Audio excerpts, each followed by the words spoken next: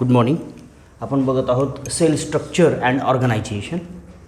त्याच्यामध्ये आपण वेगवेगळ्या प्रकारच्या सेल ऑर्गेनेली बघितल्या किंवा सेलचं स्ट्रक्चर्स कुठले आहेत ते सगळे बघितले. सेल वॉलपासून त्याच्यानंतर सेल मेम्ब्रेन नंतर त्याच्या आतमध्ये वेगवेगळ्या प्रकारच्या ऑर्गेनेली आहेत. त्या ऑर्गेनेलीमधल्या काही ऑर्गेनेली आपण बघायला सुरुवात केली.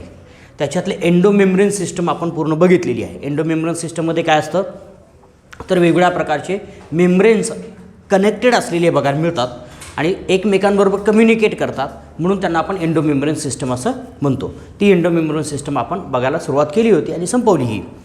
कुठं काय काय होतं त्याच्यामध्ये एंडोप्लाझ्मिक रेटिक्युलम होता, गॉल्जी ॲपॅरेटस होता, त्याच्यानंतर लायसोझोम होता, त्याच्यानंतर व्हेसिकल्स होते, वेगवेगळ्या प्रकारचे व्हॅक्युअल्स होते. हे सगळे एकमेकांबरोबर सतत कम्युनिकेट करत असतात. कम्युनिकेट म्हणजे एकमेकांना देवाणघेवाण करत असतात. What ever the what we can say organic molecules or different kinds of the macromolecules formed in the endoplasmic reticulum, those comes into the Golgi apparatus, then into the lysosome, then into the vacuole, or then into the glyoxysomes if there is a storage of a food material we have said about, and many different peroxisome. If there is a no requirement of these different molecules, then peroxisome destroys all that. So like this many different kinds of the aspects we have discussed. Then independent cell organelles are also there. काही independent cell organelle आहेत. Those are not involved in the endomembrane system. Endomembrane सिस्टममध्ये ते involve झालेले नाही आहेत. त्या कुठल्या कुठल्या आहेत आत्ता आपण बघणार आहे. मायटोकॉन्ड्रिया, त्याच्यानंतर क्लोरोप्लास्ट आहे, त्याच्यानंतर आपल्याला काही सायटोस्केलेटल एलिमेंट बघायचे आहेत, न्यूक्लियस आहे. Those are not communicating with other kind of a cell organelle directly or continuously, but they are in contact with some kind of a reception. For example, if there is a receiving of the proteins, if mitochondria needs some proteins, then those proteins comes from the endoplasmic reticulum, but not always, only for a short period of a time. Only once these mitochondria receives the proteins from the endoplasmic reticulum, not regularly. ठीक आहे. म्हणून आपल्याला लक्षात ठेवायचं की यांच्या बाकीच्यांमध्ये communication होत नाही का, तर होतं, पण ते रेग्युलर नसतं. म्हणजे देवाणघेवाण होत नाही. म्हणजे मला नको हे तुला घे, म्हणजे सतत देवाणघेवाण होत नाही. मग ती काय असते, गरज लागेल त्यावेळेस ती देवाणघेवाण आपल्याला झालेली बघायला मिळते. तर अशा प्रकारच्या ऑर्गेनेली आपण काय म्हणतो, इंडिपेंडंट ऑर्गेनेली असं म्हणतो. त्याच्यातली एक आहे mitochondria. As you all know, mitochondria is the power house of the body or power house of a cell. Power house of cell, बरोबर. Power house of a cell because it supplies energy. Power house का म्हटलं आपण त्याला, it supply energy to cell. सेलला ही energy provide करते. For what, any kind of a activity, any kind of a function. कुठल्याही प्रकारचं जर फंक्शन करायचं झालं तर ही एनर्जी सप्लाय केलेली बघायला मिळते. Energy synthesis and energy supply, these are the two different functions which are solely performed or only performed by this cell organelle, that is a mitochondria. Simply mitochondria. What is mitochondria? ठीक आहे, साधा simple. It is a mitos. शब्द कसा आला बघा, मायटॉस. मायटॉस thread. काय मायटॉस म्हणजे काय, थ्रेड. ठीक आहे. कॉन्ड्रॉस बॉडी. बघा शब्द कसा तयार झाला. Thread like body is nothing but the mitochondria. शब्दाचा आपल्याला फॉर्म कसा झाला किंवा शब्दाची उत्पत्ती कशी झाली, तर आपल्याला काय साधा सिंपल मायटॉस आहे. लॅटिन वर्ड आहे थ्रेड, त्याचं मिनिंग आहे थ्रेड, आणि कॉन्ड्रॉस म्हणजे बॉडी.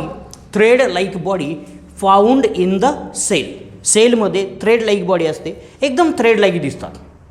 जर आपण लाईट मायक्रोस्कोप खाली बघितले तर आपल्याला शक्यतो दिसत नाहीत, पण जर हाय पॉवरची जर लाईट मायक्रोस्कोप असेल तर आपल्याला हे दिसतात. पण कसे दिसतात, थ्रेड लाईक. साधं सिंपल, जर एखादी सेल असेल तर याच्यात मायटोकॉन्ड्रिया कसे दिसतील असं जर विचारलं तर अशा प्रकारचे दिसतील, छोटे छोटे दिसतील. तुम्हाला लक्षात पण येणार नाही ते हे मायटोकॉन्ड्रिया आहेत. आपल्याला वाटेल काहीतरी खराब झालेला पार्ट आहे. ठीक आहे, डस्ट पार्टिकल्स वगैरे आहेत अशा प्रकारचे. हे थ्रेड लाईक दिसतात म्हणून त्यांना काय म्हटलं, मायटोकॉन्ड्रिया असं म्हटलेलं आपल्याला बघायला मिळतं. It is important because it supplies large amount of the energy for different kinds of the function and especially the energy produced by the mitochondria is from the oxidative phosphorylation. It performs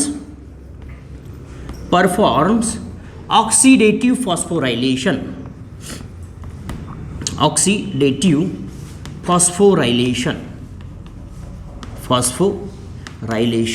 बघा याच्यामध्ये काय होतं, oxidative phosphorylation होतं. This oxidative phosphorylation is responsible for synthesis of ATP. What is ATP? Adenosine triphosphate. आपण बघितला होता मॅक्रोमोलिक्युल्समध्ये.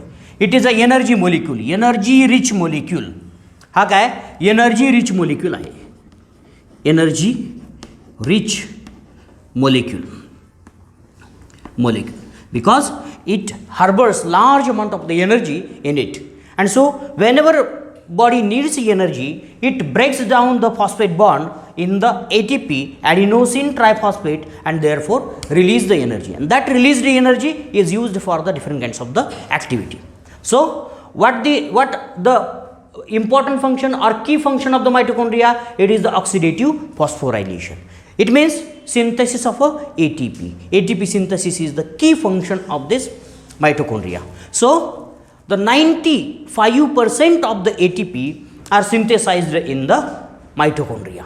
जेवढे आपल्या बॉडीमध्ये ATP सिंथेसाइज होतात त्यापैकी 95% आपल्याला ATP कुठं तयार झालेले बघायला मिळतील, मायटोकॉन्ड्रियामध्ये तयार झालेले बघायला मिळतील. म्हणून आपण म्हटलं it is a power house of a cell. आता मायटोकॉन्ड्रियाच्या बाहेर ATP तयार होतात का? तर होतात. मायटोकॉन्ड्रियाच्या बाहेर तयार होतात का? होतात. पण काय त्याचं प्रमाण फार कमी आहे. ठीक आहे, त्याचं प्रमाण फारच कमी आहे. तोकडं आहे. जर आपण बघितलं मायटोकॉन्ड्रिया जर असेल तर समजा एका ग्लुकोज मोलिक्यूलपासून एक ग्लुकोज मोलिक्यूल जर बघितला तर त्याच्यापासून आपल्याला जवळजवळ 36 ATP मोलिक्यूल तयार झालेले बघायला मिळतात. Out of this 36 molecules only 2 are formed out of the mitochondria, formed outside mitochondria. बघा मायटोकॉन्ड्रियाच्या बाहेर किती तयार होतात? फक्त 2 तयार होतात. बाकीचे सगळे कुठे तयार होतात? मायटोकॉन्ड्रियाच्या आतमध्ये. म्हणजे जवळजवळ 36 पैकी 34 मॉलिक्युल्स कुठे तयार होतात? मायटोकॉन्ड्रियाच्या आतमध्ये. लक्षात ठेवा. म्हणून आपण म्हणू शकतो की 90 to 95% of the ATP are formed within the mitochondria. मायटोकॉन्ड्रियामध्ये हे तयार होतात आणि म्हणूनच आपण त्याला काय म्हटलं तर power house of a cell असं म्हटलं. So we will look into the details structure of a mitochondria. मायटोकॉन्ड्रियाचं स्ट्रक्चर कसं असतं ते जरासं आपण बघूयात. When we look at the structure of a mitochondria it is very simple. Again we can see mitochondria is a double membrane cell organelle. लक्षात ठेवायचं आता. Mitochondria is double membrane cell organelle. It is a outer membrane. एक बाहेरचा membrane असलेला बघायला मिळेल. Inner membrane is somewhat folded in nature. कसा असतो हा? फोल्ड झालेला आपल्याला बघायला मिळेल.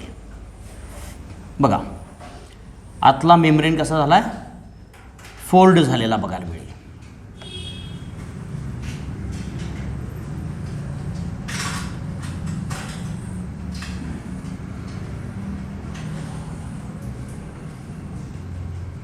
आतला मेम्ब्रेन कसा झाला आहे? फोल्ड झालेला बघायला मिळेल.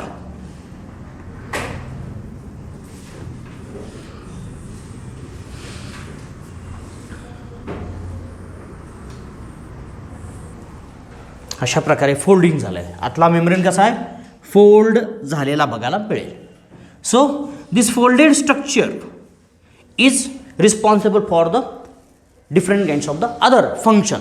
हे फोल्डेड स्ट्रक्चर वेगवेगळ्या फंक्शनसाठी आणि स्मूथ एक मेम्ब्रेन असतो असे 2 वेगळ्या प्रकारचे मेम्ब्रेन आपल्याला प्रेझेंट असलेली बघायला मिळतील. बघा जो बाहेरचा मेम्ब्रेन आहे it is called as a outer membrane.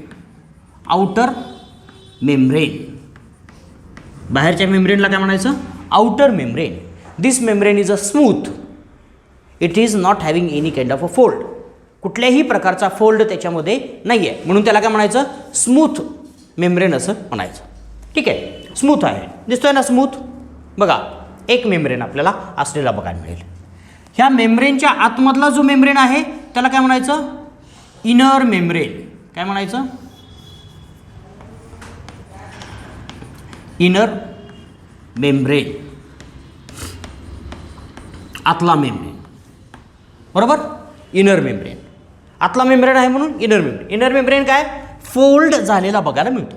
ठीक आहे, ह्या दोन मेम्ब्रेनच्या मध्ये एक स्पेस असलेला बघायला मिळतो. बरोबर, देर is a gap between the to membranes, outer membrane and inner membrane. There is a space and that space is called as a intermembrane space. Intermembrane space. बघा इंटर मेम्ब्रेन स्पेस असं म्हणायचं. बरोबर, त्याला काय म्हणायचं, inter membrane space असं म्हणायचं. Clear. So when we come into the inner membrane, at that time inner membrane shows a folded structure. Inner membrane shows a foldings, inward foldings. त्याला काय म्हणूयात, इनवर्ड फोल्डिंग्स. आतल्या बाजूनं झालेल्या foldings आपल्याला बघायला मिळते. That fold, single fold can be called as a cristae. त्याला काय म्हणायचं, क्रिस्टा. एक असेल तर क्रिस्टा, अनेक असतील तर क्रिस्टी असं म्हणायचं. बरोबर, त्याला काय म्हणायचं, क्रिस्टी. क्लिअर. बघा, तर मेम्ब्रेनवरती आत्ता आपण थांबूयात. मेम्ब्रेनमध्ये आपल्याला अजून वेगवेगळ्या प्रकारचे स्ट्रक्चर्स बघायचे आहेत. These cristae have a specialized structure on it, present on it. हे काय, बायलेअर मेम्ब्रेन आहेत, लक्षात ठेवायचं. प्रत्येक मेम्ब्रेन कसा आहे, बायलेअर. जो आपण प्लाझ्मा मेम्ब्रेनचा लेअर बघितला तसे हे, हा पण एक प्लाझ्मा मेम्ब्रेन आहे, हा एक प्लाझ्मा मेम्ब्रेन आहे, म्हणून आपण 2 लेअर असं म्हणतोय, 2 मेम्ब्रेन असं म्हणतोय. ठीक आहे, तर याच्यावरती आपल्याला छोटे छोटे पार्टिकल्स असलेले बघायला मिळतात. Headed studded particles are present on the crista. क्रिस्टावरती आपल्याला छोटे छोटे स्टडेड पार्टिकल्स प्रेझेंट असलेले बघायला मिळतील. अशा प्रकारचे भरपूर असतात. सगळ्या आतल्या मेम्ब्रेन बरोबर आपल्याला हे असलेले बघायला मिळतील. These are projecting inside the lumen of the mitochondria. मायटोकॉन्ड्रियाच्या मेम्ब्रेनला आपल्याला हे ल्युमेनमध्ये प्रोजेक्ट झालेले बघायला मिळतात. जर आपण, मी इथं एक मोठा काढतो, नंतर आपल्याला बघायचंच आहे स्ट्रक्चर हे कसं याच्यावरती प्रेझेंट असलेला बघायला मिळेल. एक स्ट्रक्चर फक्त मी दाखवतो. मी हे बाकीचे सिंपल स्ट्रक्चर काढले, एक फक्त जरा थोडंसं मोठं स्ट्रक्चर काढलं. These are the F1 particles. त्याला काय म्हणायचं, F1 particles or elements, particles, or you can say elements. These are also called as oxysomes.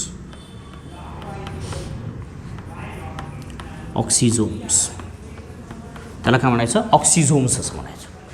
These are the oxysomes. आपल्याला फंक्शन बघायचे आहे त्याची, त्याला ऑक्सिझोम का म्हटलं जातं. Clear. So inside the inner मेम्ब्रेनच्या आतमध्ये काय आपल्याला असलेलं बघा, there is a jelly like colloidal fluid present inside of the mitochondria. मायटोकॉन्ड्रियाच्या आतमध्ये आपल्याला jelly like, and this jelly like compound is called as a matrix. त्याला काय म्हणायचं, मॅट्रिक्स असं म्हणायचं. काय म्हणायचं, मॅट्रिक्स असं म्हणायचं. क्लिअर. ह्या मॅट्रिक्समध्ये काय काय आपल्याला प्रेझेंट असलेलं बघायला मिळतं. There are large number of the structures we do find within the matrix. There can be the DNA, circular DNA is present. बघा याच्यामध्ये काय असतं, DNA, मायटोकॉन्ड्रियल DNA. एक असतील, अनेक असतील, ठीक आहे, डझंट मॅटर. जर divide, this is the auto regulatory cell organelle. ही कशी आहे, ऑटो रेग्युलेटरी सेल ऑर्गेनेली आहे. Because it can divide itself of its own. ही स्वतःला डिवाइड, स्वतःच्या जीवावर स्वतःला डिवाइड करू शकते. एका मायटोकॉन्ड्रियाचे 2 मायटोकॉन्ड्रिया तयार करू शकते, म्हणून त्याला काय म्हटलं, ऑटो रेग्युलेटरी. बरोबर, ऑटोनॉमिक असं म्हणूयात त्याला. ऑटोनॉमी असलेली बघायला मिळते. एका मायटोकॉन्ड्रियाच्या 2 मायटोकॉन्ड्रिया करायचे आहेत ही स्वतः करू शकते, लक्षात ठेवायचं. म्हणून आपल्याला हा मायटोकॉन्ड्रिया वेगळा स्ट्रक्चर असलेला बघायला मिळतो. There are ribosomes also present in this mitochondria. मायटोकॉन्ड्रियाच्या आतमध्ये रायबोझोमसुद्धा प्रेझेंट असलेले बघायला मिळतात. रायबोझोम्स, बरोबर, आपल्याला रायबोझोमसुद्धा प्रेझेंट असलेले बघायला मिळते. देर are many others small granules may be present. छोटे छोटे ग्रॅन्युल्ससुद्धा प्रेझेंट असतील, ग्रॅन्युल्ससुद्धा प्रेझेंट असतील. तर अशा प्रकारचे वेगळं स्ट्रक्चर आपल्याला ह्या मायटोकॉन्ड्रियाचं असलेलं बघायला मिळतं. स्ट्रक्चर ऑफ अ मायटोकॉन्ड्रिया बघा, साधं सिंपल स्ट्रक्चर आहे. आपल्याला दिसायला सिंपल वाटलं पाहिजे, आपण फील पण सिम्पलीच करायचं आहे त्याला. आउटर मेम्ब्रेन आहे, स्मूथ आहे, इंटर मेम्ब्रेन स्पेस आहे त्याच्यामध्ये. त्याच्यानंतर इनर मेम्ब्रेन आहे. ह्या दोन्ही मेम्ब्रेनच्या मधला जो स्पेस आहे त्याला इंटर मेम्ब्रेन स्पेस असं म्हटलं आपण. इनर मेम्ब्रेनच्या आतमध्ये जे जेली लाईक फ्लुइड आहे त्याला मॅट्रिक्स असं म्हटलं. त्याच्यामध्ये DNA असतो, रायबोझोम्स असतात, वेगवेगळ्या प्रकारचे ग्रॅन्युल्स आपल्याला प्रेझेंट असलेले बघायला मिळतील. फोल्डेड स्ट्रक्चर असतं इनर मेम्ब्रेनचं, त्याला आपण काय म्हणतो, क्रिस्टी असं म्हणतो, बरोबर. ह्या क्रिस्टीवरती छोटे छोटे मेम्ब्रेन पार्टिकल्स असतात आणि त्या पार्टिकलला का म्हणायचं, F1 पार्टिकल और एलिमेंटरी पार्टिकल्स असं म्हणायचं किंवा ऑक्सिझोम्स असं म्हणायचं. अजून त्याला वेगवेगळी नावं आहेत. त्या शास्त्रज्ञांनी ज्यांनी शोधलं त्यांची नावं आपल्याला त्याला दिलेली बघायला मिळतात. अशा प्रकारचं हे सिंपल स्ट्रक्चर असलेलं बघायला मिळतं. When we look at the membranes specially these membrane plays important role in its function. याच्या फंक्शनमध्ये सगळ्यात महत्त्वाचा रोल कोणाचा असतो, मेम्ब्रेनचा असलेला बघायला मिळतो. When we look at the outer membrane, outer membrane बघा, outer membrane is directly in contact with cytoplasm. Outer membrane कोणाच्या कॉन्टॅक्टमध्ये आहे, प्लाझमच्या कॉन्टॅक्टमध्ये असलेला बघायला मिळतो. And therefore we can see the important property of this outer membrane is that it is highly permeable. हा कसा असतो, किंवा त्याला आपण फ्रीली परमिएबल असं म्हणतो. Freely permeable. Freely permeable means बघा, फ्रीली परमिएबल म्हणजे काय, कुठलाही मोलिक्यूल ह्या मायटोकॉन्ड्रियामध्ये जाऊ शकेल आणि बाहेर येऊ शकेल, बरोबर. कुठून, any kind of a molecule can pass through the outer membrane. Therefore we call it as a freely permeable. Freely permeable म्हणजे फ्री एंट्री आहे, बरोबर. कुठे जायचं काय त्याचं ते ठरवणार. एखादं गार्डन असतं त्याच्यामध्ये फ्री एंट्री असते, बरोबर. मग काय आपल्याला वाटलं जाता जाता आपण सहज जाऊन येतो, आपल्याला जायचं पण नसतं त्या गार्डनमध्ये, पण आपण सहजासहजी जाऊन येतो. आता इथं समोर गार्डन आहे, त्या गार्डनमध्ये फ्री एंट्री आहे का, तिथं पैसे घेतात, नाही आहे. जाऊन कधी आला फेरफटका मारून, हां आलात, का तर पैसे नाहीत म्हणून.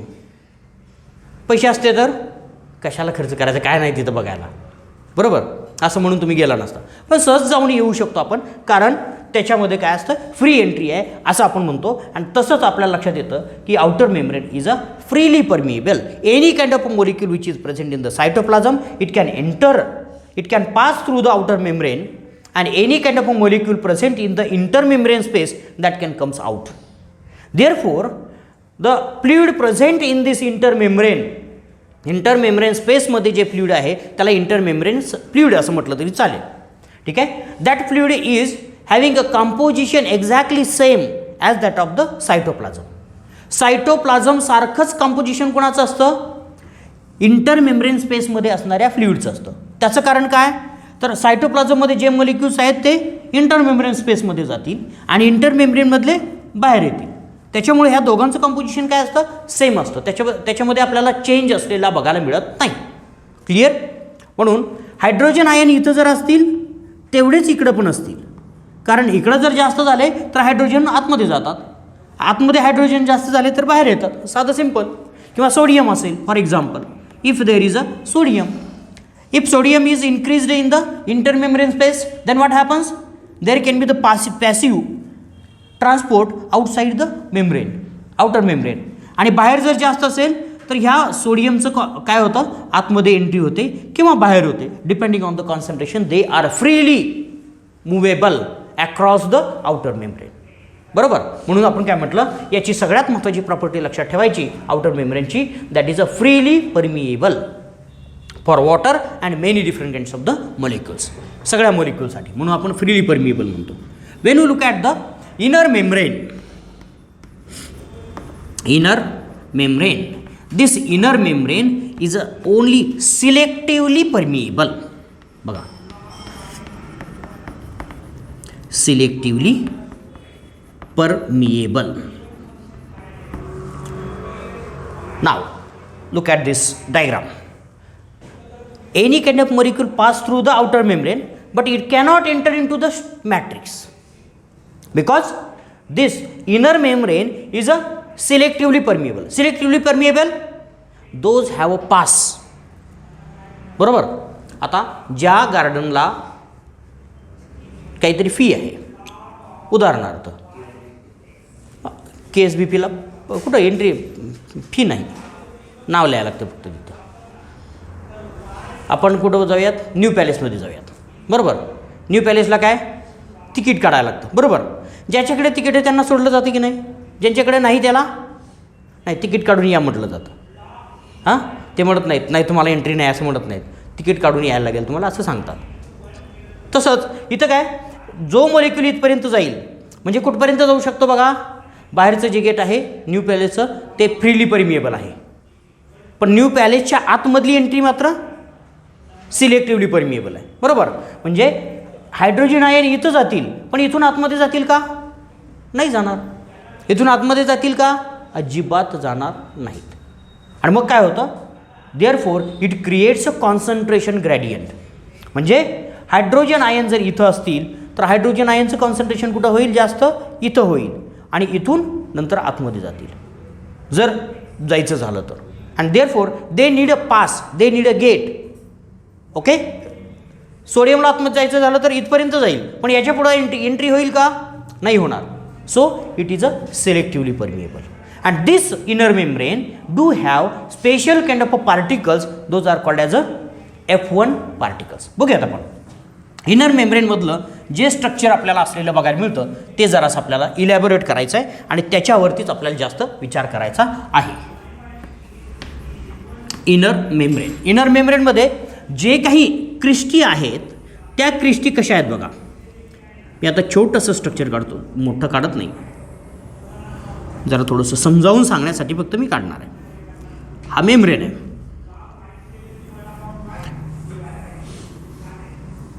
इंटरक्रिस्टी स्पेस असं म्हटलं तरी चालेल. इथला जो स्पेस आहे मॅट्रिक्सच आहे, सॉरी इंटरमेम्ब्रेन स्पेसचाच पार्ट आहे, पण हा काय इंटरक्रिस्टी स्पेस, क्रिस्टीच्या मधला स्पेस आहे असं म्हणतो. कुठला, हा जो स्पेस आहे त्याला काय म्हणायचं, इंटरक्रिस्टी स्पेस असं म्हणायचं.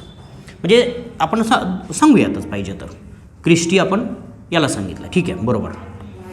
इथला जो स्पेस आहे इंटर क्रिस्टी स्पेस, ठीक आहे, इंटर क्रिस्टी स्पेस, क्रिस्टीच्या आतला स्पेस. बरोबर, हे अशा पद्धतीनं आपल्याला खाली लगेच मेम्ब्रेनला कनेक्ट झालेला बघायला मिळेल अशा पद्धतीनं. बघा, ओके.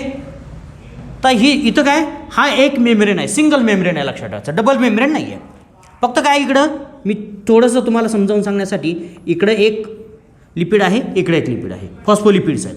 हेड्स कुठे आहेत, आतल्या आणि बाहेरच्या बाजूला आहेत. बरोबर, असा मेम्ब्रेन आहे हा single membrane. But this membrane do have many different kinds of the structures present on it. त्याच्यावरती वेगवेगळ्या प्रकारचे स्ट्रक्चर्स आपल्याला प्रेझेंट असलेले बघायला मिळतील. याच्यामध्ये सगळ्यात महत्त्वाचं स्ट्रक्चर काय आपल्याला बघायला मिळतं, F1 पार्टिकलचं स्ट्रक्चर असलेलं बघायला मिळतं. बघा इथं आपल्याला F1 पार्टिकलचं स्ट्रक्चर प्रेझेंट असलेलं बघायला मिळेल. या लिपिड मेम्ब्रेनमध्ये एक प्रोटीनस स्ट्रक्चर आपल्याला प्रेझेंट आहे आणि ते प्रोटीनस स्ट्रक्चर आपल्याला असं स्ट्रक्चर प्रेझेंट असलेलं बघायला मिळेल. Okay, F1 particles. So these F1 particles are responsible for the many different kinds of function, as well as we can say a key function of the mitochondria it performs. Mitochondriaचं की function आपल्याला बघायचं आहे काय आहे ते. Also again there are many different kinds of the structures present in the mitochondrial membrane. बघा मोठे मोठे स्ट्रक्चर काढतोय, त्याला मी काही काढत नाही, म्हणजे त्याला टेल वगैरे काढत नाही, नाहीतर तुम्हाला वाटणार की ते छोटे स्ट्रक्चर्स आपल्याला लिपिडसारखे दिसतात, पण these are not lipids, these are the proteins and these are called as a electron transport chain proteins. त्याला काय म्हणायचं? Electron transport chain proteins. जे प्रोटीन्स इलेक्ट्रॉन ट्रान्सपोर्ट चेनमध्ये किंवा पार्टिसिपेशन करतात त्या प्रोटीनला आपण काय म्हणायचं? इलेक्ट्रॉन ट्रान्सपोर्ट चेन प्रोटीन्स असं म्हणायचं. ते सुद्धा आपल्याला इथं असलेले बघायला मिळतात. आणि एका ठिकाणी काय असेल तर आपल्याला F1 पार्टिकल पण असलेला बघायला मिळेल. आता ह्या F1 पार्टिकलला 2 पार्ट असलेले बघायला मिळतात, त्यालाच आपण ऑक्सिझोम असं म्हणतो. So oxysome is present on the inner membrane. Oxysomes कुठं प्रेझेंट असतात? इनर मेम्ब्रेनवरती प्रेझेंट असलेली बघायला मिळतात. बघूयात आपण ऑक्सिझोम कसा दिसतो आणि त्याचं महत्त्वाचं काय काम असलेलं बघायला मिळतं. ऑक्सिझोम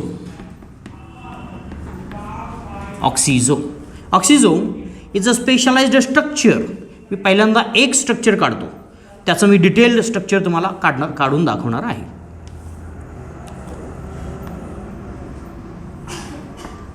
बघा, अशा प्रकारचं स्ट्रक्चर तुम्हाला त्याच्यामध्ये प्रेझेंट असलेलं बघायला मिळेल. हे कसं असतं माहिती आहे का? आपल्या तुम्हाला प्रोपेलर माहिती आहे की काय त्याला हायड्रो पॉवर प्लांट्स असतात बघा. हायड्रो पॉवर प्लांट्स पाण्यापासून वीज तयार करणारे प्लांट असतात, माहिती आहे? त्यांच्यामध्ये काय असतं? साधं सिंपल बघितलं असेल तुम्ही कधीतरी. एक असा पंखा घ्यायचा, त्याला पाती असतात अशी 3 पाती किंवा 4 पाती. या पात्यावरती काय पाण्याचा स्रोत सोडायचा, याच्यामुळे काय होईल? हे पातं खाली जाईल, बरोबर. दुसरं पातं त्याच्या ठिकाणी येईल आणि हा फिरेल. किंवा वाऱ्याच्या बिरबिरे केले असतील ना तुम्ही, वारं सुटलं की ती पवनचक्क्या वगैरे असतात ना, तशा प्रकारे हे स्ट्रक्चर असतं. थोडक्यात आपण त्याला म्हणूयात. पण याच्यामध्ये मात्र वॉटर नसतं. त्याच्यामध्ये काय असतात? Force of a electron. कशाचा फोर्स असतो? इलेक्ट्रॉनचा फोर्स असतो किंवा हायड्रोजन आयनचा फोर्स असलेला बघायला मिळतो. हे आपल्याला हेड झालं. त्याच्या खाली छोटंसं प्रोटीन आपल्याला अटॅच झालेलं बघायला मिळतं आणि इट इज अ इलेक्ट्रॉन किंवा प्रोटॉन चॅनल. त्याला काय म्हणायचं? प्रोटॉन चॅनल म्हणायचं. हा जो पार्ट आहे त्याला काय म्हणा? स्टॉक असं म्हणा. पहिलं स्टॉक. हे काय? हेड आहे. This head is nothing but the ATP synthase enzyme. काय म्हटलं मी त्याला? ATP synthase enzyme. लक्ष द्या इकडं. ATP सिंथेज एन्झाईम आहे. हे हेड आहे. हेडलाच आपण दुसरं नाव काय सांगतोय? ATP सिंथेज, बरोबर. हेडला काय म्हणायचं? ATP synthase. आता खाली स्टॉक आहे. स्टॉकला आपण काय म्हणणार आहे? प्रोटॉन पंप म्हणणार आहे. काय? प्रोटॉन पंप असं म्हणणार आहे. प्रोटॉन पंप, ठीक आहे. आणि खाली हा मेम्ब्रेनचा स्पेस असलेला बघायला मिळतो, ठीक आहे. हा मेम्ब्रेन आहे. कुठला? पूर्ण मेम्ब्रेन आपल्याला इनर मेम्ब्रेन असलेला बघायला मिळेल. क्लिअर? असं स्ट्रक्चर. आता याचं मेकॅनिझम काय असतं बघा. It is responsible for the ATP synthesis. How? हा स्पेस, खालचा स्पेस कुठला असणार आहे? हां बोला. मायटोकॉन्ड्रियामधला कुठला स्पेस आहे हा? इंटर मेम्ब्रेन स्पेस, बरोबर का? बरोबर आहे का? बघा, पार्टिकल कुठे आहेत? आतमध्ये. इथला काय? Intermembrane space. इथं हा सुद्धा जरी आपण इंटर क्रिस्टी म्हटलेलं असलं, that is also a part of a intermembrane space. Intermembrane स्पेसचाच पार्ट आहे. मग काय होतं? There is a increase in the hydrogen ion concentration in the intermembrane space. Intermembrane स्पेसमध्ये hydrogen आयनचं concentration काय होतं? जास्त होतं, बरोबर. जास्त होतं. हायड्रोजन आयनचं जर कॉन्सन्ट्रेशन जास्त झालं तर हायड्रोजन आयन कुठून कुठे जातील? From the high concentration to the low concentration within the matrix. मॅट्रिक्समध्ये काय? लो कॉन्सन्ट्रेशन आहे, बरोबर. लो कॉन्सन्ट्रेशन कुठं आहे? मॅट्रिक्समध्ये आहे, बरोबर. हे कुठून जातील? इंटर मेम्ब्रेन स्पेसमधून मॅट्रिक्समध्ये जाणार आहेत. लक्षात ठेवा, मॅट्रिक्समध्ये एंट्री करणार आहेत. कोण? Hydrogen ion. बघा, हायड्रोजन आयन कुठून कसे जातात? इकडं जातात. Here is a high H+ and here is the again H+. So this entry for the hydrogen ion is through the stalk or the proton pump of the oxysome. बघा ऑक्सिजमच्या कुठून entry आहे, proton पंपमधून, बरोबर. याच्यामुळे काय होतं, हा जर proton fast जाणार आहे, फक्त नुसता जाणार आहे का, it will create a proton current. काय तयार करेल, तो करंट तयार करेल. आणि करंट तयार केल्यामुळे काय होतं, there is a charging of this ATP synthase enzyme. हेडचं काय होतं, चार्जिंग होतं, बरोबर. हे चार्जिंग झालं की it will rotate, and therefore what it will do, it will do the synthesis of a ATPचं सिंथेसिस कशापासून, ADP plus inorganic phosphate, it will lead to the formation of a ATP. साधं simple mechanism.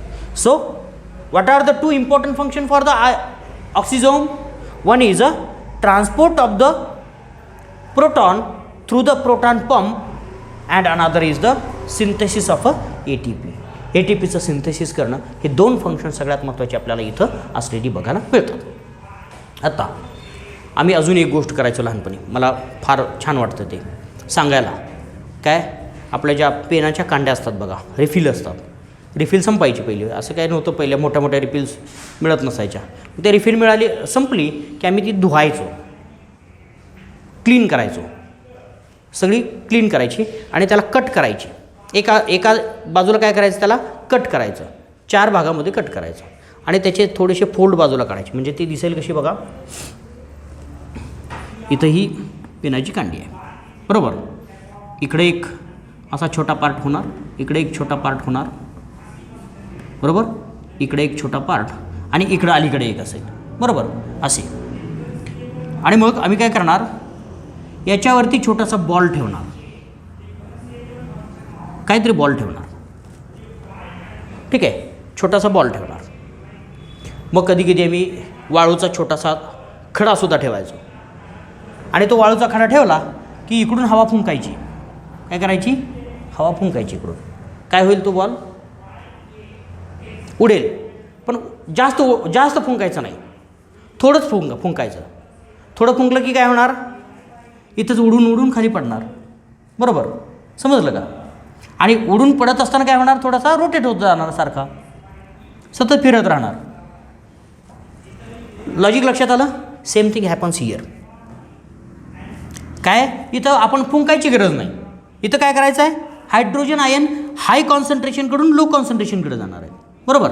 Hydrogen ion आतमध्ये गेले की हा ball काय होतो, rotate होतो. रोटेट झाला की काय करतो, ADPचं कन्वर्जन ATPमध्ये करतो. That's it. So energy present in the hydrogen ion is converted into the ATP. प्रोटॉनमध्ये असणारी एनर्जी कशात कन्वर्ट केली, ATPमध्ये कन्वर्ट केली. साधं simple logic. Clear. So this mitochondria is involved in the synthesis of a ATP सिंथेसिसमध्ये हा involve असलेला बघायला मिळतो. क्लिअर, लक्षात राहील. साधं लॉजिक लक्षात ठेवायचं. आणि so these are the many different structures of the mitochondria. These mitochondria present in many different shapes. बघा, मायटोकॉन्ड्रियाचे काही टेक्निकल बाबी मी आता मेन्शन करणार आहे. Shape of the mitochondria. Shape कसा असेल, it may vary from the cell to cell. वेगळ्या सेलमध्ये वेगळ्या प्रकारचा मायटोकॉन्ड्रिया आपल्याला प्रेझेंट असेल. These mitochondria are absent. Absent कोणामध्ये असतात, specially these are absent in the special structure like a RBC. RBCमध्ये ॲबसेंट असलेले बघायला मिळतात. Absent in RBC. Absent in RBC लक्षात ठेवायचे. RBCमध्ये मायटोकॉन्ड्रिया असतात का, नसतात, लक्षात ठेवायचं. Absent in RBC. When they are present their shape may be oval. कसा शेप असेल, oval, thread like, ribbon like, बरोबर. अशा वेगवेगळ्या प्रकारचे शेप आपल्याला प्रेझेंट असलेले बघायला मिळतील. ठीक आहे. Number of a mitochondria may vary from the cell to cell. ज्या सेलला जास्त ॲक्टिव्हिटी असते त्या सेलमध्ये मायटोकॉन्ड्रियाचं प्रमाण काय असतं, जास्त असतं. If cell is a highly active at that time, number of a mitochondria are large. ठीक आहे. नंबर लार्ज नंबर कोणामध्ये असतील? ॲक्टिव्ह सेलमध्ये असतील. ठीक आहे. लेस नंबर कोणामध्ये असतील? लेस ॲक्टिव्ह सेल असेल. लेस ॲक्टिव्ह सेलमध्ये कमी असतील. ठीक आहे. मग जास्त म्हटलं तर किती असतात? May be vary from 50 to 150. किती नंबर किती असेल? 50 ते 150च्या आसपास आपल्याला असलेले बघायला मिळतील. अँड लेस म्हणजे किती असतील? 10 to 20 आपल्याला असलेले बघायला मिळतील. और may be less than that also. काही सेल्स असतात त्यांना ॲक्टिव्हिटीज काय नसते, जर फक्त सस्टेन व्हायचं असतं, अशा सेलमध्ये आपल्याला कमी नंबरमध्ये मायटोकॉन्ड्रिया प्रेझेंट असलेले बघायला मिळतात. There are some mitochondria which have modified shape, that is spiral like. Spiral shape is also formed. For example, these are spring like in the sperm. स्पर्ममध्ये काय असतात? स्प्रिंग लाईक मायटोकॉन्ड्रिया आपल्याला present असलेले बघायला मिळतात. तर हे मायटोकॉन्ड्रिया आपल्याला वेगवेगळ्या प्रकारचे असलेले बघायला मिळतात. So remember, absent in the RBC and they are different shapes and number also. कधीही लक्षात ठेवायचं, नंबर किती आहे हा महत्त्वाचा मुद्दा नाही आहे, पण जी हायली ॲक्टिव्ह सेल असते त्या सेलमध्ये मायटोकॉन्ड्रियाचा नंबर काय असतो? जास्त असतो. आणि कमी ॲक्टिव्ह असते त्याच्यामध्ये मायटोकॉन्ड्रियाचा नंबर काय असतो? कमी असतो. एवढीच गोष्ट लक्षात ठेवायची. It may varies. आपल्याला व्हॅरी होत असलेला हा नंबर बघायला मिळेल. ठीक आहे. So this is about the mitochondria. So mitochondria is responsible for the synthesis and generation of the ATP. ठीक आहे. Synthesis of ATP is the key function of the mitochondria.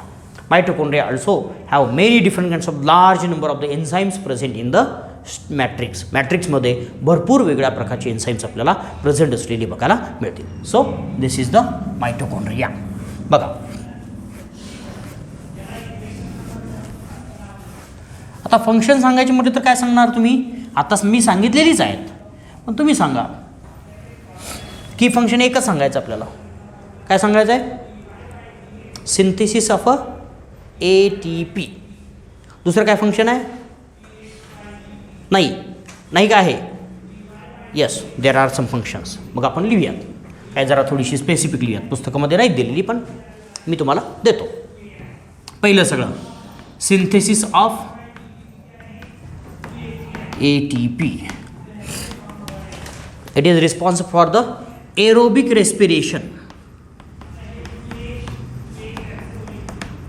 Aerobic respiration. याच्या मॅट्रिक्समध्ये काय होतं?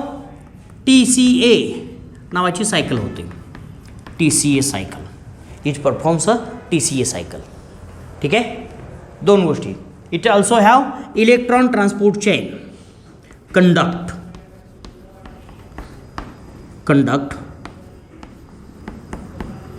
electron transport chain, or you can simply say responsible for conducting or carry out oxidative phosphorylation. बघा 2-3 वाक्य तुम्हाला सांगायचेच असल्यानंतर कधी प्रश्न असा येईल की what are the functions of the mitochondria. 1-2 मार्काला येईल. त्यावेळेस तुम्हाला ही 3-4 वेगवेगळी फंक्शन लिहायची आहेत. सगळ्याचं मिनिंग सेमच येतं, पण आपल्याला लक्षात ठेवायचं. ATP सिंथेसिस आहे पहिलं. Synthesis of ATP. Aerobic respiration. Oxygen कुठं वापरला जातो? It is used in the mitochondria. Oxygen कुठं वापरतात?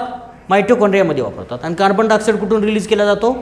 मायटोकॉन्ड्रियाच्या बाहेरून आणि मायटोकॉन्ड्रियाच्या आतूनही, दोन्ही ठिकाणाहून आपल्याला रिलीज केलेला बघायला मिळेल. दुसरं TCA cycle, try carboxylic cycle, occurs with in the mitochondria. ती बाहेर होत नाही, ती कुठं होते? मायटोकॉन्ड्रियामध्ये होते. ठीक आहे. Because it is a oxidative cycle आहे. बरोबर. दुसरं conduction of the electron transport chain or carry out the oxidative phosphorylation. दोन्ही सेमच. Oxidative phosphorylation and the electron transport chain both are same.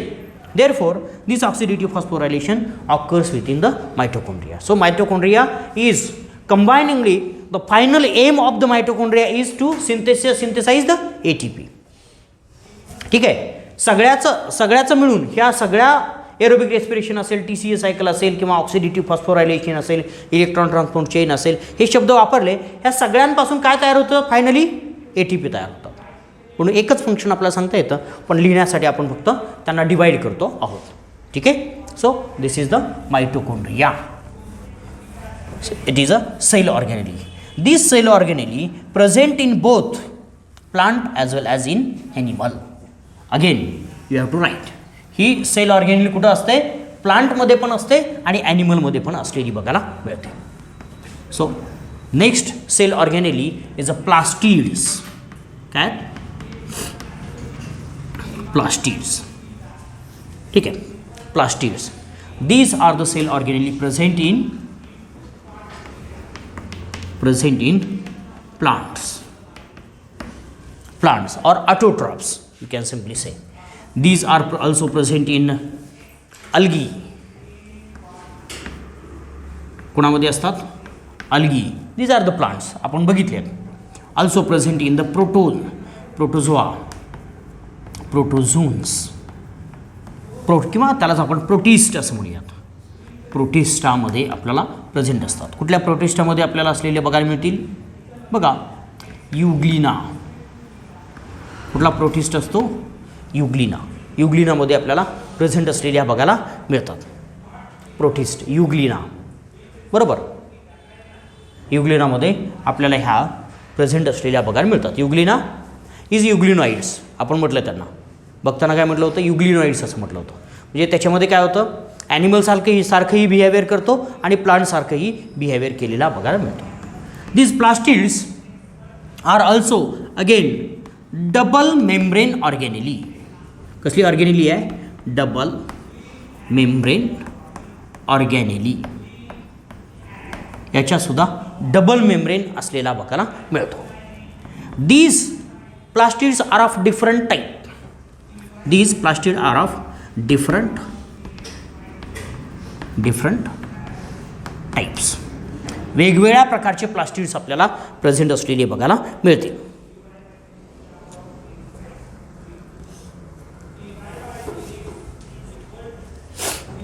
याचे 3 प्रकार आपल्याला सांगता येतील. एक आहेत ल्युकोप्लास्ट्स, क्रोमोप्लास्ट आहेत आणि तिसरे आहेत क्लोरोप्लास्ट.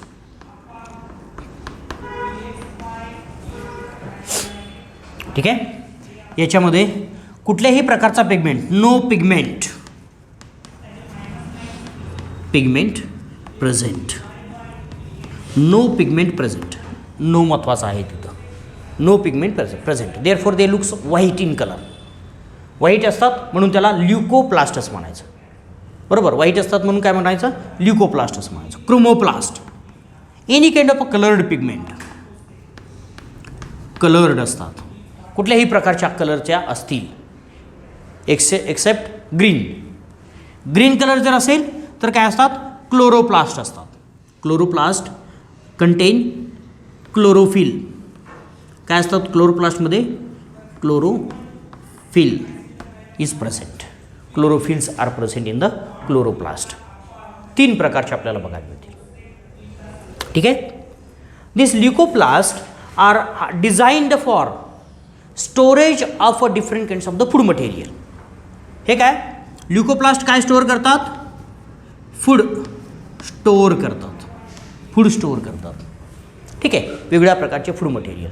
आणि क्रोमोप्लास्ट काय करतात, they store different kinds of the coloured pigments. ठीक आहे, store coloured pigment.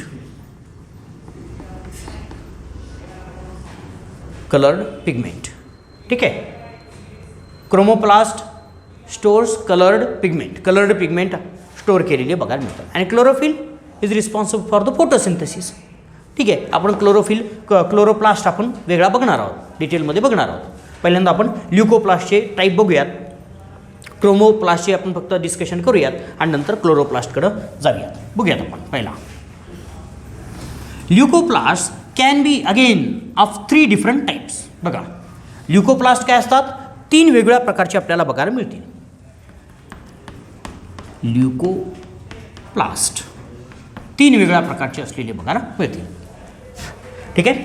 1 is called as ॲमिलोप्लास्ट. त्याला काय म्हणायचं, ॲमिलोप्लास्ट.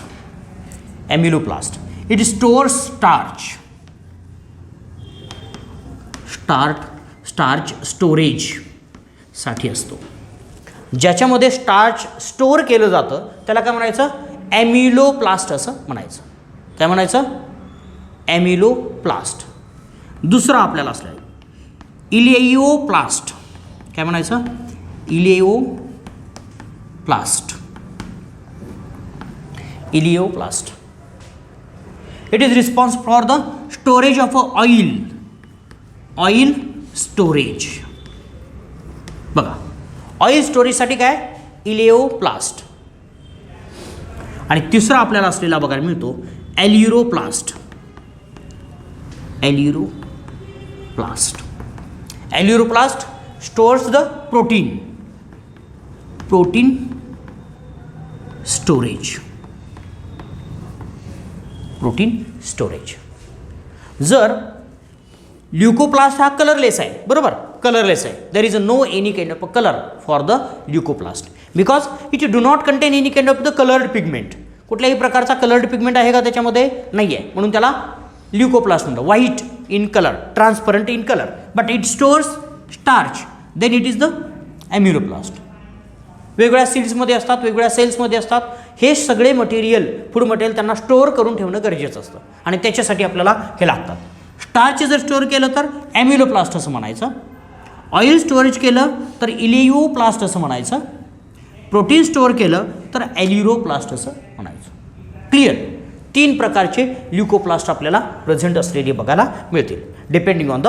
कधी कधी आपल्याला लक्षात ठेवायचं, हे टेक्निकल बाबीत ह्या जशाच्या तशाच लक्षात ठेवायच्यात, याला समजून घ्यायचं काय नाही. काय स्टार्च कशात स्टोअर केलं जातं ह्या पाठ करायच्या गोष्टी आहेत, ठीक आहे, किंवा आठवणीत ठेवण्याच्या गोष्टी आहेत. समजून सांगण्याचं याच्यात वेगळं असं काही नाही, ठीक आहे. स्टार्च स्टोरेज केलं की अमायलोज आपण शिकलो. अमायलोज म्हणजे काय, स्टार्च, सो ॲमिलोप्लास्ट, ठीक आहे. ऑइलला इलेओ असं म्हटलं जातं, जसं ॲमायलो असं म्हटलं जातं, इलेओ म्हटलं जातं, ठीक आहे. प्लास्ट स्टोरेज, स्टोअर करणारी ऑर्गॅनिली, म्हणून त्याला ऑइल. ॲल्युरॉस प्रोटीन कंटेनिंग बॉडी, बरोबर, protein containing प्लास्ट. It is for protein स्टोरेजसाठी असलेली बघायला मिळते. तर अशा प्रकारचे ल्युकोप्लास्ट असलेली बघायला मिळतात. क्लिअर.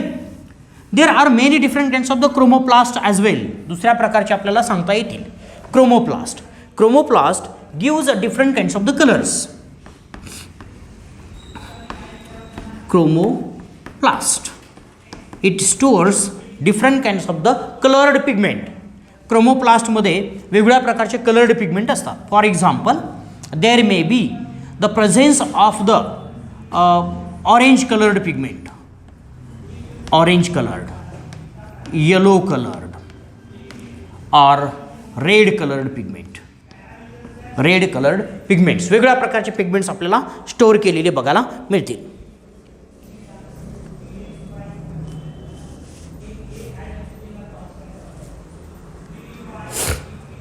वेगवेगळ्या प्रकारचे पिगमेंट असतील. ऑरेंज कलर्ड असतील कॅरोटीन्स. कॅरटमध्ये गाजर बघितले तुम्ही, गाजरामध्ये जे असतं ते काय असतं, कॅरोटीन असतं, म्हणून त्याला कॅरेट असं म्हटलं जातं. कॅरोटीनमुळे त्याला काय म्हटलं जातं, कॅरेट असं म्हटलं जातं, किंवा उलट म्हटलं काय अडचण नाही. कॅरेटमध्ये जे प्रोटीन आहे, जे कंपाऊंड आहे त्याला कॅरोटीन म्हटलं जातं. असं ऑरेंज कलर्ड आहे. येलो कलर्ड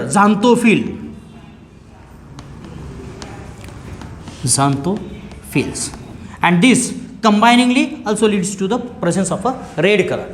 फक्त कॅरोटीनला आपण रेड कलर्ड, पण कंबायनिंगली येलो प्लस ऑरेंज, ठीक आहे, sorry yellow plus red leads to the orange.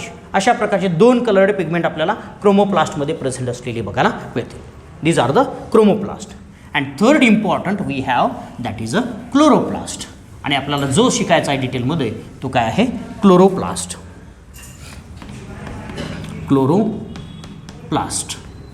chloroplast. It contains chlorophyll. It contains chlorophyll pigment. Chlorophyll A, B, C, D. वेगळ्या प्रकारचे क्लोरोफिल आपल्याला, आपण अल्गी बघत असताना हे क्लोरोफिल बघितले होते बरोबर. अल्गीमध्ये बघितले होते की नाही. ए आहे की बी आहे की फ्युकोझांथिन आहे, इरिथ्रो काय आपण वेगवेगळ्या प्रकारचे कलर सांगितले होते, कलर्ड पिगमेंट सांगितले होते. त्याच्यामध्ये हे सगळे कलर्ड पिगमेंट आपल्याला याच्यामध्ये फक्त काय बघायला मिळतात, ग्रीन कलर्ड पिगमेंट असलेले बघायला मिळतात. And so whatever the green tissue we have that contains a chlorophyll. जो ग्रीन टिश्यू दिसतो, आता बाकीचे कुठं दिसतात बघा, व्हाईट कलर्ड असेल किंवा फ्लावरचा कलर असतो बरोबर. फ्लावरचा कलर कशामुळे असतो, क्रोमोप्लास्टमुळे असतो, लक्षात ठेवायचं. क्रोमोप्लास्ट, क्रोमोप्लास्ट येलो कलर्ड असेल, ऑरेंज कलर असेल, ब्लू कलर्ड असेल, सगळे जेवढे कलर्ड आहेत, कलर्स आहेत तेवढे सगळे कशामध्ये असतात तर क्रोमोप्लास्टमध्ये प्रेझेंट असलेले बघायला मिळतात. And if the cell contain a chromoplast then that will gives a colour to that kind of a tissue of a plant. फ्लावरचे जेवढे कलर ते कशामुळे असतात, क्रोमोप्लास्टमुळे असतात, तेवढं लक्षात ठेवायचं. आणि ग्रीन कलर कशामुळे असतो तर क्लोरोप्लास्टमुळे असतो. आणि नसलेला कलर कशामुळे असतो तर हे दोन्ही नसतात, मग दुसरंच काहीतरी असतं तर ल्युकोप्लास्ट असेल असं म्हणूया. ठीक आहे. फॉर एक्झाम्पल आपल्याला तुम्हाला माहीत असेल पोटॅटो, पोटॅटोला कलर असतो का, नसतो. काय असतं त्याच्यामध्ये, पोटॅटो म्हणजे मध्ये स्टार्च असतं बरोबर. स्टार्च असतंच म्हणजेच काय असतं, ॲम्युलोप्लास्ट. काय असेल, ॲम्युलोप्लास्ट आपल्याला असलेलं बघायला मिळेल. ठीक आहे, साधं सिंपल. ऊसामध्ये काय असतं, शुगर असते. शुगर म्हणजेच काय आहे, ॲम्युलोप्लास्ट आहे बरोबर. आता सीड्स आहेत, सीड्समध्ये काय असतात, ऑइल असतात. सीड्समध्ये काय असतात, ऑइल असतात. कुठलंही सीड बघा, साधं सिंपल, दोन वेगळ्या प्रकारचे सीड्स आपण बघूयात. काही सिरियल्स असतील, काही आपल्याला ऑइल सीड्स असलेले बघायला मिळतं. ऑइल सीड्समध्ये बदाम खाल्ले तुम्ही, बदामामध्ये काय असतं, ऑइल जास्त असतं बरोबर. किंवा सूर्यफूल असेल, सूर्यफुलामध्ये काय असतं, ऑइल असतं. त्याच्यामध्ये काय असतील, कलर कसा दिसतो सूर्यफुलाच्या बियाचा, व्हाईट. बाहेरून काळा दिसतो पण त्याच्या आतमध्ये काय असतं, व्हाईट असतं. जरी बदाम बघितलं, बदामाचं वरचं जर टर्फल काढलं तर आतमध्ये कसा दिसतो, व्हाईट दिसतो. ल्युकोप्लास्ट आहे, पण ते कसलं ल्युकोप्लास्ट आहे, ऑइल कंटेनिंग ल्युकोप्लास्ट आहे, इलिओप्लास्ट बरोबर. प्रोटीन रिच सीड्स असलेले बघायला मिळतात, मटकी, मूग बरोबर. याचे बाहेरचं जर हिरवं कवच जर काढलं, हिरवं किंवा ब्राऊन असतं ते जर काढलं तर आपल्याला काय बघायला मिळतं, आतमध्ये कलरलेस बघायला मिळतं. What is that, that is the aleuroplast, protein rich. त्याच्यामध्ये ऑइल नसतं, प्रोटीन जास्त असतात. म्हणून तर तुम्हाला मटकी ही मोड आणून खायला सकाळ सांगितली जाते, तर प्रोटीन्स भरपूर मिळतात त्याच्यातनं बरोबर. तर अशा प्रकारचे, पण जेवढे ग्रीन पार्ट बघायला मिळतील तेवढ्या ग्रीन पार्टमध्ये काय असतो, क्लोरोप्लास्ट असलेला बघायला मिळतो. This chloroplast have different kinds of the shape, but basic shape is a lens shaped. हा कसा असतो, लेन्स शेप्ड असलेला बघायला मिळतो, lens shape. But it may have a what we can say ribbon like spirogyra बघितलाय,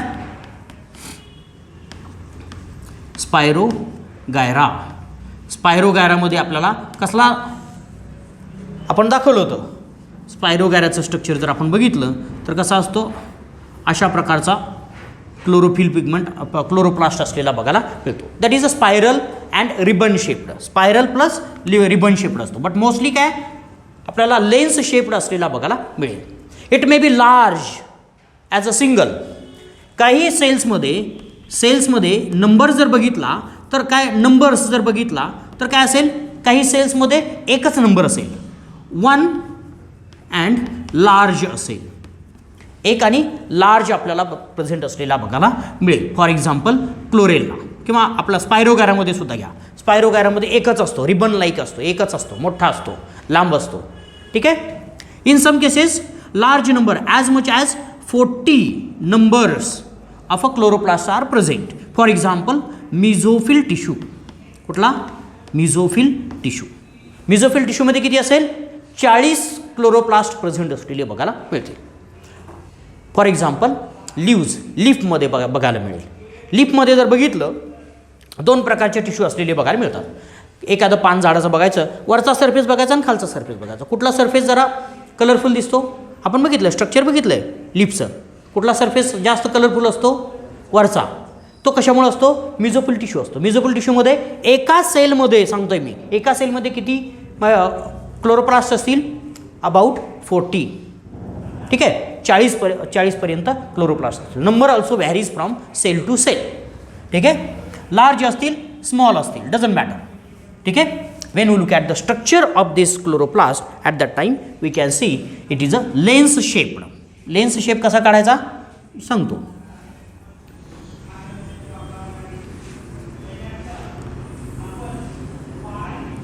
झाली lens, बरोबर. Lens आपल्या डोळ्याची लेन्स असू द्यात किंवा बघायची लेन्स असू द्यात. आपल्या चष्म्या, आता बाय चान्स आपल्याला कोणालाच नाही, चांगली गोष्ट आहे, पण चष्म्याचं जर बघितलं तर चष्मा कसा असतो? एका बाजूनं फुगलेला असतो किंवा आतल्या बाजूनसुद्धा फुगलेला असेल. काही याच्यामध्ये निगेटिव्ह केसेसमध्ये आपल्याला आतल्या बाजूनसुद्धा इनवर्ड कर्वेचर असलेलं बघायला मिळेल. कॉन्केव्ह आणि कॉन्व्हेक्स आपण म्हणतो त्याला. ही एक कॉमन लेन्स असलेली बघायला मिळते. लेन्स म्हणजे काय? झुमिंग लेन्स आपण असा विचार करतो. झुमिंग लेन्स, झूम करून बघायची लेन्स आहे, मोठं करून बघायची लेन्स आहे. तर ती मोठं करून बघायची लेन्स जशी असते तशासारखा दिसतो, म्हणून आपण त्याला काय म्हणतो? It is also double membrane cell organelle. Double membrane cell organelle. बाहेरचा मेम्ब्रेन आहे आणि त्याच्या आतमध्ये सुद्धा आपल्याला मेम्ब्रेन असलेला बघायला मिळेल. It is a second membrane. It is a inner membrane. त्यालाच आपण इनर मेम्ब्रेन असं म्हणतो, बरोबर. आतल्या बाजूला पण आपल्याला फोल्डिंग असलेलं बघायला मिळत नाही. Inner membrane is also again a smooth one. बघा, बाहेरचा काय आतला बाहेरचा आहे त्याला काय म्हणायचं? Outer membrane. Outer membrane. आतला आहे त्याला काय म्हणायचं? इनर मेम्ब्रेन, बरोबर. Inner membrane. आणि याच्यामध्ये काय? Intermembrane space. Intermembrane space, बरोबर. and inside of this inner membrane there is a fluid which is called as a stroma. त्याला काय म्हणायचं? आतमध्ये काय असतं? हे लिक्विड जे आहे किंवा जेल लाईक फ्लुइड आहे त्याला काय म्हणायचं? स्ट्रोमा. स्ट्रोमाचा दुसरा अर्थ मी सांगणार आहे. Stroma is a liquid in which there are presence of the pigments, coloured pigments. आपण आरबीसीच्या मेम्ब्रेनला, आरबीसीच्या सायटोप्लाझमला काय म्हटलं होतं? काय म्हणू शकतो आपण? आरबीसीच्या सायटोप्लाझमला काय म्हणू शकतो? There is also pigment. त्याला सुद्धा काय म्हणायचं? स्ट्रोमा असं म्हणायचं, बरोबर. याचाही काय, याच्यामध्ये काय आहेत? क्लोरोफिल आहेत. क्लोरोफिल आहेत, that those are also pigments, therefore those are called as a stroma. म्हणून याला स्ट्रोमा असं म्हणायचं. आणि जर पिगमेंट नसतील तर काय म्हणायचं? मॅट्रिक्स असं म्हणायचं. सेल ऑर्गेनेली असतील तर त्याला सायटोप्लाझम असं म्हणायचं. बघा शब्द कसे फिरतात बघा. सेल ऑर्गेनेली जर एखाद्या लिक्विडमध्ये असतील तर त्याला काय म्हणायचं? त्या लिक्विडला सायटोप्लाझम. सेल ऑर्गेनेली नसतील तर त्याला काय म्हणायचं? मॅट्रिक्स, बरोबर. मेम्ब्रेन बाउंड सेल ऑर्गेनेली असल्या की सायटोप्लाझम, नसल्या की मॅट्रिक्स. आणि त्या मॅट्रिक्समध्ये जर पिगमेंट असेल तर त्याला स्ट्रोमा. हे शब्द लक्षात ठेवा फक्त ॲडिशनल इन्फॉर्मेशनसाठी. This also contain again membrane bound sacs are present in the stroma. स्ट्रोमामध्ये काय? Membrane bound sacs are present. म्हणून मी याला असं म्हणायचं नाही कधी, पण मी स्वतः जर बघितलं तर याला काय म्हणतो? 3 मेम्ब्रेन सेल ऑर्गेनेली. याला किती मेम्ब्रेन आहेत? क्लोरोप्लास्टला 3 मेम्ब्रेन आहेत. कुठले कुठले? आत्ता 2 बघितले तुम्ही, आउटर अँड इनर. खरं तर ही 3 मेम्ब्रेन आहे, पण तसं म्हणायचं नाही, पुस्तकामधलंच आपण वापरायचं. कारण ज्यांनी जे क्वेश्चन पेपर तपासणार आहेत ते म्हणणार नाहीत 3 आहेत म्हणून. त्याची दुरुस्ती कधीतरी मी गेल्यानंतर करीन, पण आत्ता नाही. ठीक आहे, आता आपण 2 membrane, double membrane cell organelle म्हणायचं. ठीक आहे. का मी का 3 मेम्ब्रेन म्हणतो? Because it contains another membrane sacs present in the stroma. स्ट्रोमामध्ये दुसऱ्या मेम्ब्रेन सॅक आपल्याला प्रेझेंट असलेल्या बघायला मिळतील. ठीक आहे. These membrane sacs are nothing but the thylakoids. त्याला काय म्हणायचं? थायलॅकॉइड्स असं म्हणायचं. एक सॅक असते त्याला काय म्हणायचं? थायलॅकॉइड. सिंगल थायलॅकॉइड असं म्हणायचं. It is a membrane bound sac present in the stroma is the thylakoid. But these sacs are arranged on each other like a stack एकावरती एक कॉईन ठेवतो ना आपण, तसं एकावरती एक अरेंज केलेल्या बघायला मिळतात, वन अपॉन द अदर्स, एक दुसऱ्यावरती अशी अरेंज केलेली असते. अँड दॅट कम्प्लीट अरेंजमेंट, बघा ही कम्प्लीट अरेंजमेंट त्याला काय म्हणायचं, ग्रॅना. काय म्हणायचं, ग्रॅना. फरक बघा, group of a thylakoid is nothing but the grana. बरोबर, थायलॅकॉइडचा ग्रुप आहे त्याला काय म्हणायचं, ग्रॅना असं म्हणायचं. So presence of the grana in the stroma is important characteristic of this chloroplast. This grana are present in large number. अनेक grana present असलेल्या बघायला मिळतात. त्या एकमेकांना जोडलेल्याही असतात, लक्षात ठेवायचं. काय असतात, एकमेकांना जोडलेल्या बघायला मिळतात. बघा दुसरी ग्रॅना लगेच तिथं जोडलेली बघायला मिळेल. अशा पद्धतीने they are connected together and these are connected together with a tube like structure. कसल्या स्ट्रक्चरनं कनेक्ट झालेलं आहे, ट्यूब लाईक स्ट्रक्चरनं कनेक्ट झालेली बघायला मिळते. And that's this tube like structure is present in the stroma, therefore it is called as a stroma lamellae. त्याला काय म्हणायचं, स्ट्रोमा लॅमेली असं म्हणायचं. Stroma lamellae is responsible for the communication between the two grana. हा एक ग्रॅना आहे, हा दुसरा ग्रॅना आहे. बरोबर, एक ग्रॅना दुसरा ग्रॅना, ह्या दोघांना काय कनेक्शन करायचं, कुणाचं काम आहे, स्ट्रोमा लॅमेलीचं काम आहे. बरोबर, स्ट्रोमा लॅमेली. अजून एक काढतो आणि मग आपल्याला स्ट्रक्चर पूर्ण समजेल. कशाही present, randomly they are present in the stroma. स्ट्रोमामध्ये रँडमली आपल्याला प्रेझेंट असलेल्या बघायला मिळतील. इकडं सुद्धा वरती सुद्धा कनेक्शन आपल्याला असलेलं बघायला मिळेल. म्हणजे एकाच बाजूनं असतं असं काही नाही. There are many different arrangements you will find in the, बरोबर, स्ट्रोमा लॅमिली. अशा प्रकारचे स्ट्रक्चर्स आपल्याला इथं प्रेझेंट असलेले बघायला मिळतील. Thylakoid forms a grana, grana are connected with the stroma lamellae. Clear. बघा, this stroma again contains different kinds of the another structures which are found in the prokaryotic cell, such as it also contains a circular DNA. This chloroplast have its own DNA. त्याचा स्वतःचा असा DNA आपल्याला present असलेला बघायला मिळतो, circular DNA. It also have a ribosomes. त्यांच्यामध्ये काय असतात, रायबोझोम्स सुद्धा प्रेझेंट असलेले बघायला मिळतात. Ribosomes are also present.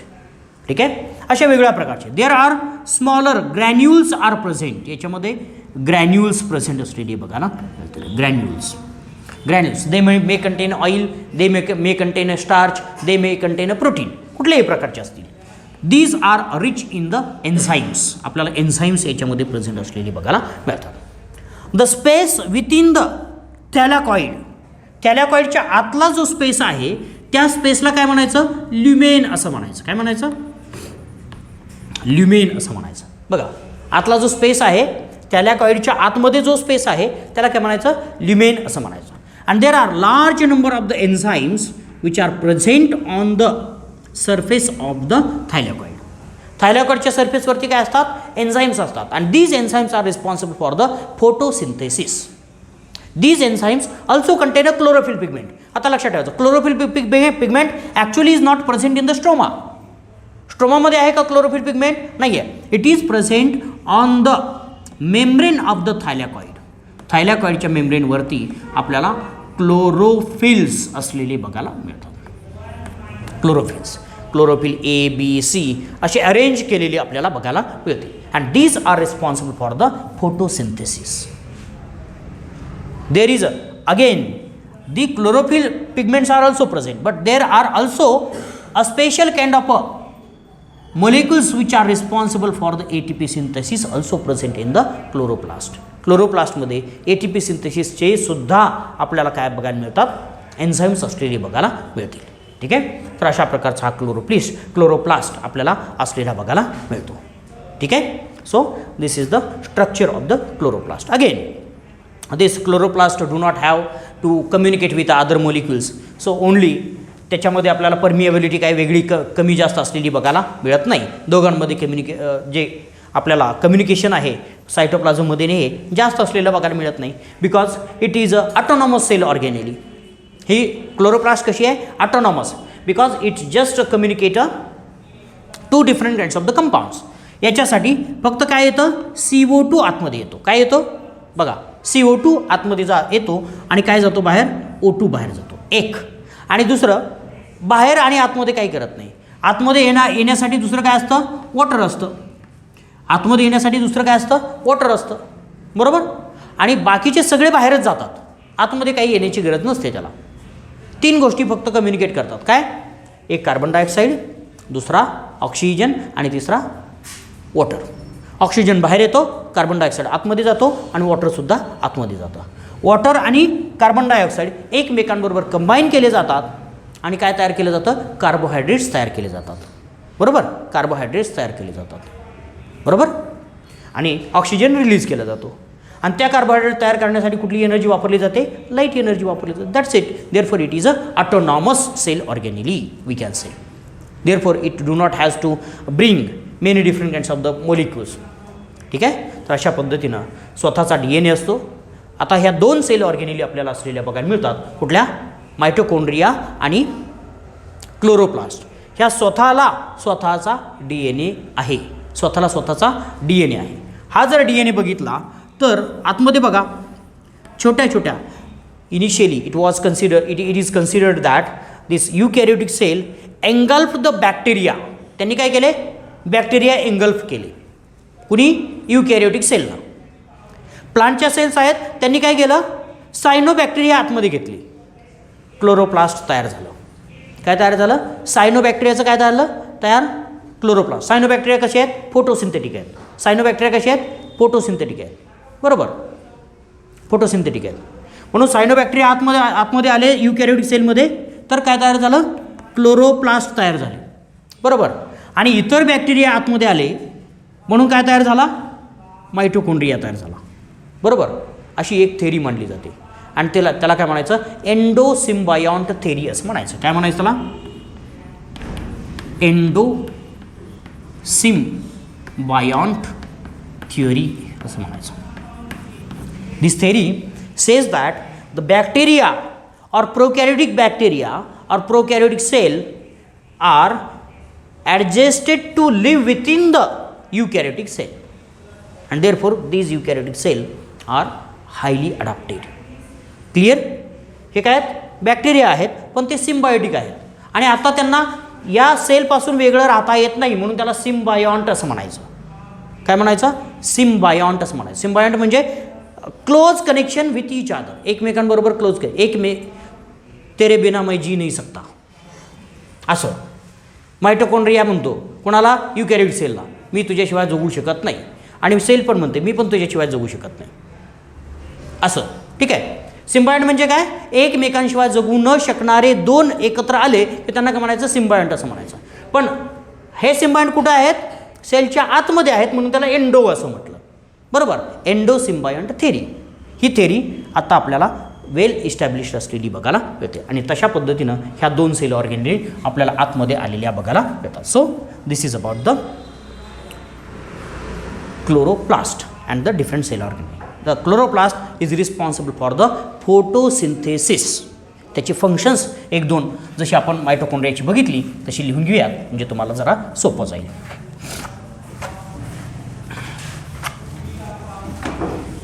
Functions और रोल, आपण रोल म्हटलं तरी चालेल. Role of the chloroplast. एक पहिलं काय असेल, it is responsible for the photosynthesis. Synthesis, it synthesize the, it synthesis और सिंथेसिस ऑफ स्टार्च और शुगर्स, बरोबर, स्टार्च आणि sugars. Synthesis of ATP molecules. काय तयार करतात हे, ATP मोलिक्युल्स पण तयार करतात. And this synthesis is called as a, बघा, ऑक्सिडेटिव्ह फॉस्फोरायलेशन असं म्हणण्यापेक्षा आपण काय म्हणणार याला, फोटोसिंथेटिक ऑक्सिडेशन. काय म्हणायचं, फोटो ऑक्सिडेटिव्ह फॉस्फोरायलेशन. काय म्हणायचं, फोटो ऑक्सिडेटिव्ह phosphorylation.